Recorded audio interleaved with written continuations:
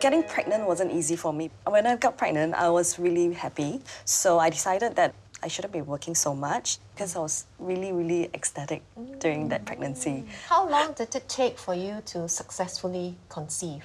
From the time I was married to when I got the baby was like 2 years. 2 years. Within 2 years. Okay. Many couples think that it's easy to conceive, Yes. and they would say that I will want to have a dragon baby and I should have a horse baby. Actually, it doesn't work that way. They can plan all they want, but yes, they but may it doesn't not happen. have. Yes. So having a baby, conceiving is actually a blessing, and to have the baby all the way to full term is a blessing. Yeah. So when I had my child, I suddenly realized that that's the reason for my existence, is to really give birth to you. That's really how I felt. Because my first child, Brian, he was born wide awake. And that emotion in me is just, I mean, it's words can't describe. It's just overwhelming. And then number 2 came. I was doing business development. I was traveling to China a lot. I missed his first step. Oh. Yeah, so I was away, and by the time I came back, he was crawling, and now he was walking. So it's like, oh my goodness, what have I done?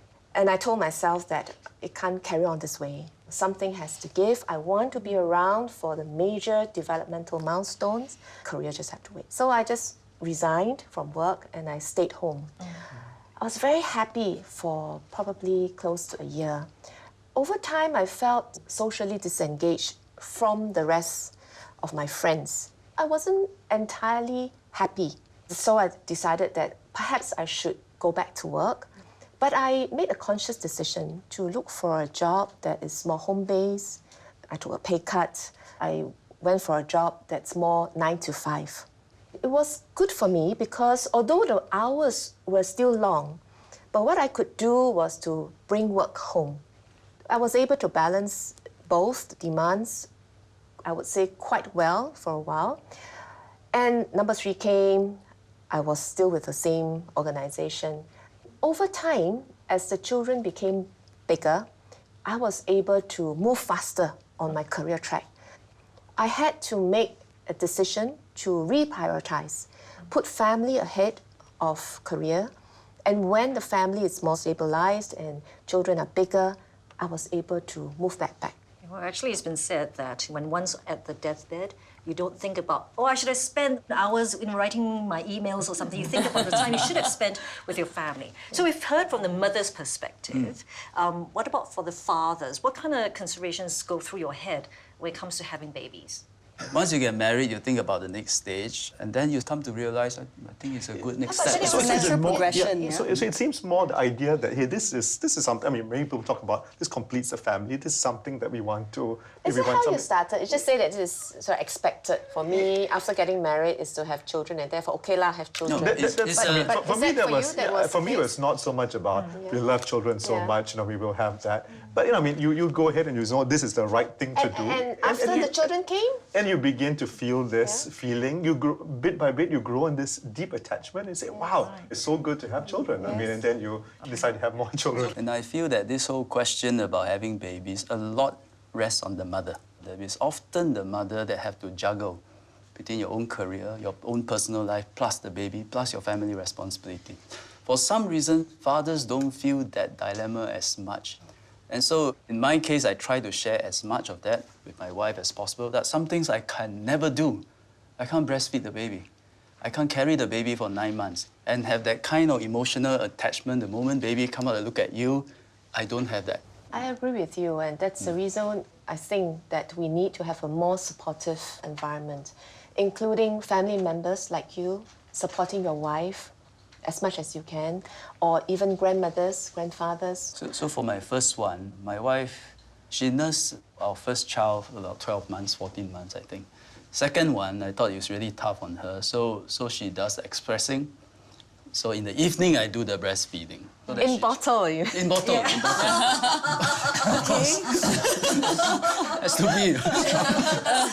so at least she can sleep. Yes. And from my perspective, I get to train the baby to sleep through the night. Yes. you see, yeah? Yes. Because Yes. mothers... Oh, father's role is actually quite tremendous. I mean, I have a very supportive husband. I'm very grateful for his involvement. I think positive role models are really important. For example, for myself, I'm actually an only child. My husband came from a family of 3, so he always wanted to at least have 3. And for me, one is good enough. You know? Yeah, but I grew up like not being the person who loved kids. When people say, "Oh, look at my cute baby," I'm like, "Oh, very cute," and that's it. Please don't pass to me. And that was me. But once I started having my own kids, I was like, wow, this is amazing. And I have 2 now. Honestly, we would love to have another one if we could. Both my wife and myself, we both came from a family of 3 siblings. So I think it's kind of like ingrained in us that it is normal to have 3 kids. We really wanted children. Number 1 and number 2 were planned. Number 3 took us a little bit longer, close to 2 years. We were conscious that when our parents from both sides were around, they were able to give us the ecosystem of support. Yes. And I think what I learned as a father, I agree with Ikang, there's a lot of things that we cannot physically be there, but like him, I was the milkman. My wife, when she was at work, she was expressing, she was very courageous. For 3 kids, she breastfed them for at least 1 year. So at times when she had to do her month-end closing, I had to drive down to the office, right, to just pack the frozen milk and then dash back home. I always felt that one of the biggest help is to provide a good childcare service.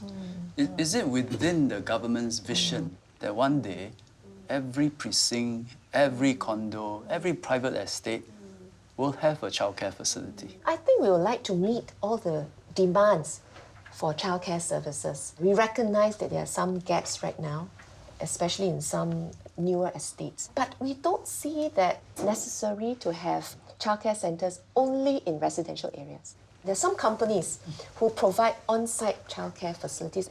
I visited one and the employees tell me how the children could come up and visit them on special occasions, allowing the children to understand where the parents are working, also allowing the parents to drop by, especially when the child is not well. So it's very convenient for that to be co-located. We like to encourage more at workplace or at transport nodes. So I can imagine that at the MRT station where people would take transportation to work, it's a good, convenient place to drop off their children and then on their way back, pick up their children as well. But we like to provide sufficient to meet the needs of parents. Is there a bottleneck for us to realize this vision? I think right now, I would say that the challenge is in finding the sufficient number of good teachers. It's not so easy to churn up the numbers and ramp up in a short period of time. The availability of funds and availability of land to build centres are there, but the challenge is training sufficient teachers of good quality to man the centres. ACDA is working very quickly to address this bottleneck, and we will try as much as possible to support the childcare operators to also increase their workforce and to raise the standards. Minister, we have discussed at great length with things pertaining to a family unit. In cases where we don't have a full family unit, in case of like unwed mother, single parents, divorcee, are there enough support and security blankets for families to function in a society? For us, we like to extend the support to families, particularly those with children, because we understand that the families could be going through a tough time and they actually need support to raise their children well. And MSF will look at how we can extend schemes to support them as well. So in many of these schemes, they are already available to children of divorced or broken families. There are some schemes, though, to encourage marriage. So for families that have not gone through a proper marriage, they are not able to access those schemes. But we try to extend the benefits to those children as well. I have friends who always have to make this choice between spending more time at work or going back home to spend more time with their kids. So there's always this question on their mind, is Singapore really a good place to raise kids? We do recognize that parents struggle with child-rearing options and also the time that they have. In the end, I think it's for us to build both family and career at the same time. And there are many successful women who have managed to balance both. It's about sometimes juggling the priorities as you go and make use of the support system that's available.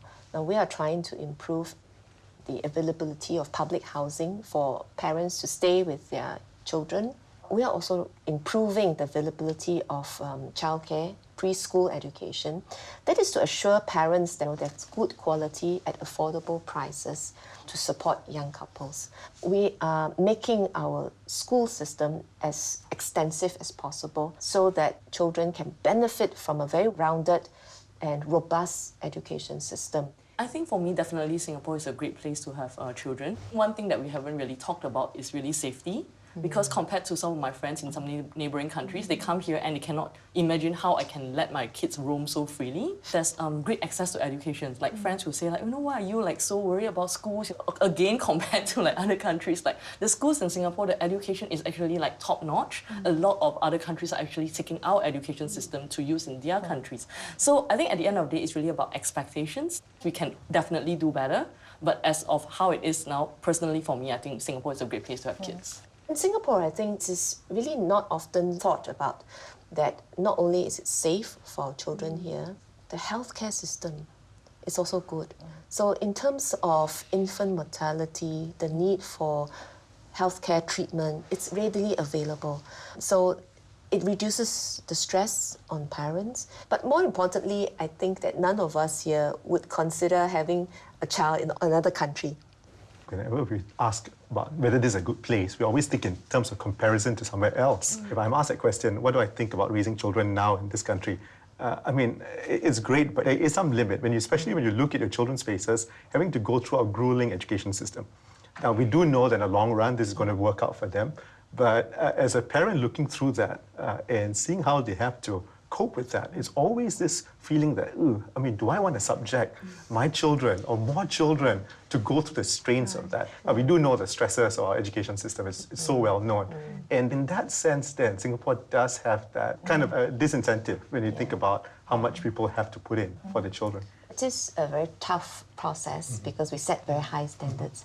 If you look at the students that have come through the system, a very large number do very well. You just look at the numbers that are being sought after. Exactly, and by But that's always a long run. But what about right now? Yeah, but it also depends on the school culture you're looking at. I remember reading in the papers, it's a couple who consciously put their children in a different school because they were very aware of the school culture, that the school emphasized overall development rather than just academic grades. You will have some who are like that. So it also depends on your perspective, how you bring your children up and how you help them, guide them along the way for their decisions. Of course, this has come from a single person with no children, so I know the theory. Maybe for practical advice, let's go to Yikang. There will be 1,001 reasons why you will say it's tough, and all of us are still going through it. In the end, who am I to answer that question? Every couple answer that question for yourself. If husband and wife can work together, share the load, then I think the answer can be yes.